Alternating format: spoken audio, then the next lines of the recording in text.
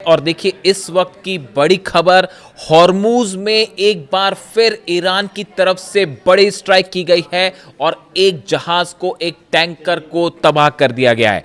और देखिए जो गौर करने वाली बात है वो इस जहाज की लोकेशन, इस टैंकर की लोकेशन जहां पर हमला हुआ है। देखिए जो खबर है उसके मुताबिक tensions in the Strait of Hormuz have intensified after another commercial tanker was struck by an unknown projectile near Lima, Oman, according to United Kingdom Maritime Trade Operations। ये जो हमला हुआ है ये ओमान के करीब लिमा में हुआ है। यानी आप समझिए इस बात को कि ओमान के पास से वो नया रूट, जिस नए रूट से अमेरिका जहाज़ों को निकालना चाहता है, ईरान को बाईपास करते हुए, और ईरान लगातार कह रहा है कि अगर इस रूट से आप जहाज़ निकालेंगे तो हम निशाना बनाएंगे। ओमान के पास लिमा में वहां पर ये हमले किए गए। ये सीधा सीधा एक बार फिर बड़ा झटका है अमेरिका को, और ईरान ने करारा जवाब दिया है अमेरिका को कि देखिए अगर वार्निंग के बाद भी आप नए रूट से जहाज निकालने की कोशिश करेंगे तो उसका नतीजा सामने है। ईरान की मिसाइल्स और ड्रोन्स तैयार हैं। अब इसके बाद एक बार फिर तनाव देखा जा रहा है। देखिए जो दूसरे दौर की जंग शुरू हुई, इसकी मुख्य वजह यही थी कि ओमान के पास से एक नए रास्ते से जहाज़ों को निकालने की कोशिश हो रही थी, और जिसका ईरान ने विरोध किया, 3 जहाज़ों पर हमला किया, और फिर उसके बाद ये जंग का दूसरा दौर शुरू हुआ। अब एक बार फिर वही हालात बनते दिख रहे हैं। नए रूट से जहाज़ को निकालने की कोशिश हुई और ईरान ने उसे ठोक दिया है, जो खबरें हैं उसके मुताबिक। देखिए इसके अलावा और जो डेवलपमेंट्स हैं, the impact damage the vessel's engine room, leaving it unable to manoeuvre while authorities launched an investigation. उसकी अब जांच हो रही है। तो जहाज तबाह है, उसका जो है स्टीयरिंग सब कंट्रोल रूम तबाह कर दिया गया है। The incident follows earlier attacks on tankers in the region and comes as Iran continues warning ships against using what it describes as a US-backed shipping corridor without permission। देखिए असली मामला यही है।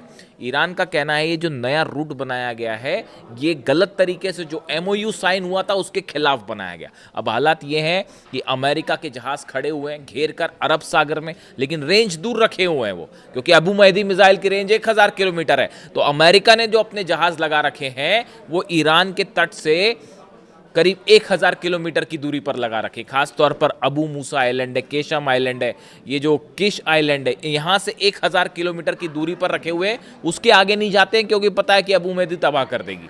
और जो दूसरे देशों के टैंकर्स और जहाज जा रहे हैं उनको लगातार उस रूट से निकालने की कोशिश है जो ईरान ने मना कर रहा है। बदला यह है कि ईरान ने ठोक दिया।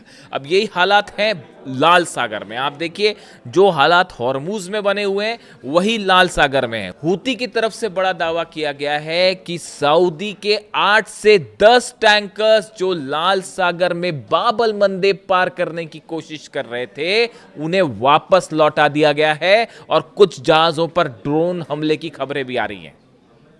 यानी जो हाल हॉर्मूज का है वही अब लाल सागर का है, और एक तरफ हूती ने जो है वो घेर रखा है सऊदी को, और यहां अमेरिका को घेर रखा है ईरान ने। ईरान की इजाज़त के बिना ना हॉर्मूज में कोई जहाज़ निकल सकता, और ना लाल सागर में हूती की जो है वो इजाज़त के बिना वहां से कोई जहाज़ निकल पाएगा। यानी आप देखिए हालात ये हैं कि लाल सागर और हॉर्मूज दोनों पूरी तरह से बंद है, और दोनों का बड़ा नुकसान इस समय हो रहा है सऊदी को। सऊदी के जो ऑयल सप्लाई होती है, जो ऑयल शिप्स लेके जाते हैं समंदर के रास्ते से, वो पूरी तरह से रोक दिए गए हैं। इसी बात की वार्निंग दी जा रही थी बार बार। रूस की तरफ से भी, लावरोव की तरफ से बार बार ये बात कही जा रही थी कि अगर बाब अल मंदेब बंद हो गया तो हाहाकार मच जाएगा। अब देखिए जितने अरब देश हैं उन सब के जहाज फंसे हुए हैं, और वो स्वेज कैनाल के पास जो हमला हुआ, इजिप्ट पर जो हमला किया गया, उस हमले से देमेत्ता पोर्ट पर जो हमला किया गया वो तीसरा रास्ता था सऊदी का जहां से जहाज निकलते थे। उसको भी एक वार्निंग दे दी गई है कि अगर यहां से जहाज निकालने की कोशिश करोगे तो यहां पर भी हमला किया जाएगा। यानी सऊदी को घेर लिया गया है तीनों तरफ से, और जहाज निकल नहीं पा रहे हैं सऊदी के। इसके अलावा देखिए एक और बड़ी और अहम खबर आई है। डोनाल्ड ट्रंप ने कई देशों से अपने सोल्जर्स को वापस बुलाना शुरू कर दिया है, खास तौर पर इराक से और कुवैत से। हालांकि मैं इसको एक अलग वीडियो में डिस्कस करूंगा कि आखिर ऐसी कोशिश क्यों हो रही है, क्यों यहाँ से, ये क्या रीलोकेशन प्लान है, क्या इन फोर्सेस को कहीं अलग जगह लगाया जाएगा, या ईरान के खिलाफ एक बड़ा प्लान तैयार किया जा रहा है।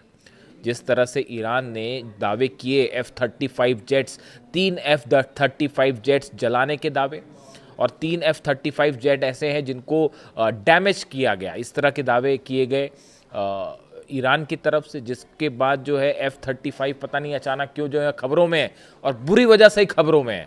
यानी आप देखिए 6 F-35 तबाह करने के जो दावे ईरान के हैं, इसने सनसनी फैला दी पूरी अमेरिका में। हालांकि अमेरिका की तरफ से कुछ नहीं कहा जा रहा, लेकिन ये कहा गया कि जॉर्डन में बेसिस पर खड़े थे, वहाँ पर हमले हुए हैं, कुवैत में हमले हुए और उसमें इनको नुकसान हुआ है। अब इसी बीच जो है अभी ये चली रही थी कहानी पूरी ईरान के दावे, इस बीच जो है वो एक नई खबर आ गई जिससे फिर से जो है F-35 चर्चा में है।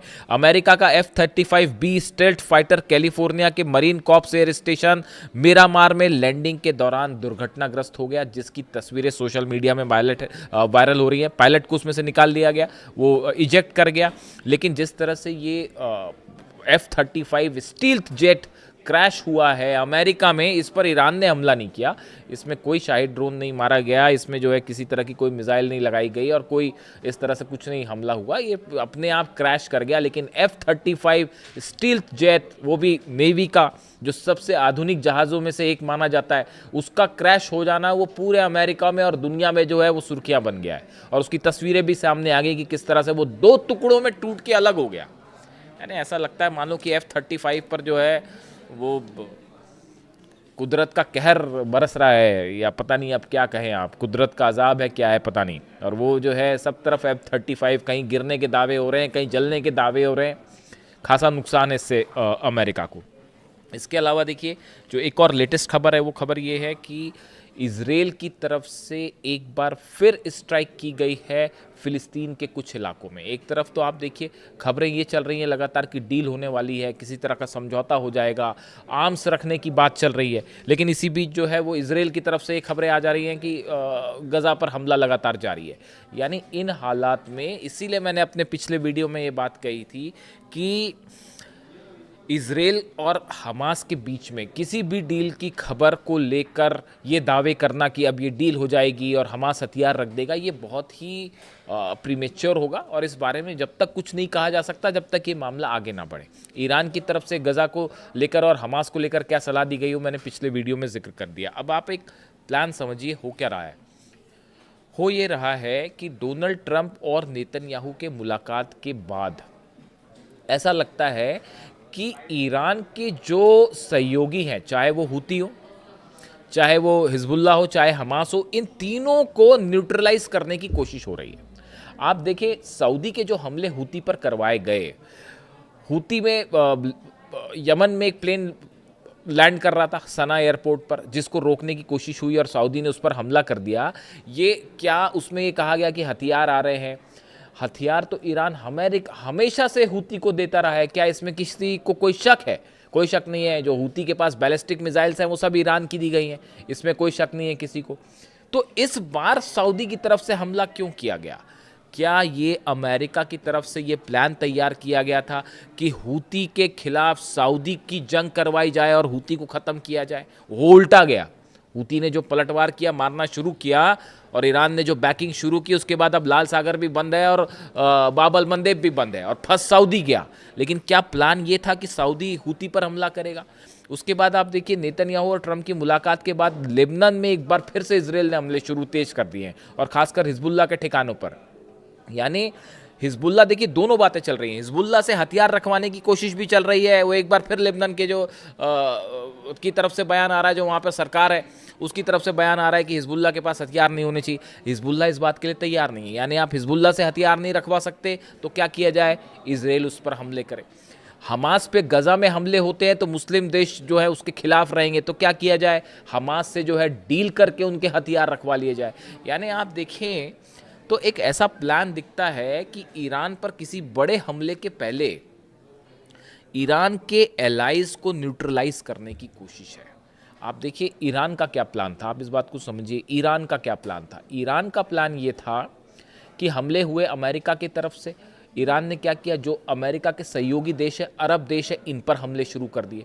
कहीं पर एयरबेस पर हमला कर दिया, कहीं रडार पर हमला कर दिया, कहीं पर ऑयल टैंकर्स पर हमले हो गए, कहीं पोर्ट पर हमले हो गए।